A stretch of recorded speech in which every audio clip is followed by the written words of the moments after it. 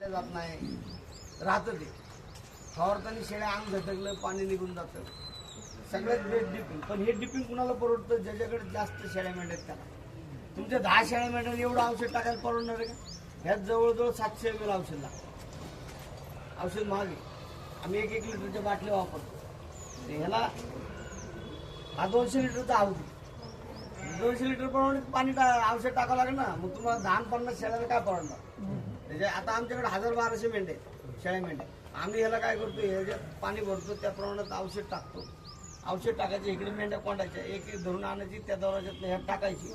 ह्यात टाकली मेंढी ती पूर्ण खाली तळापर्यंत घालीच आम्ही एवढी जोरात टाकतो. ते खाली डुबली पाहिजे पूर्ण तोंडासाठी. डुबून वरती निघली पोहत इथे खाली तिकडं पत्रा लावला जातो. इथं वाळतात मेंढ्या, पाणी बिणी इथं गळतं सगळं. सुकले सगळ्या मेंढ्या धुवून झाल्या एकत्र प्रत्येकाच्या कळपात लगेच रवा पार्टिशन मध्ये अशा पद्धतीने इथं डिपिंग केलं. डिपिंग म्हणजे काय होतं की पूर्ण शरीराला औषध लागून जातं. पूर्ण शरीराला म्हणजे मोबाईल फोटो काढला ना.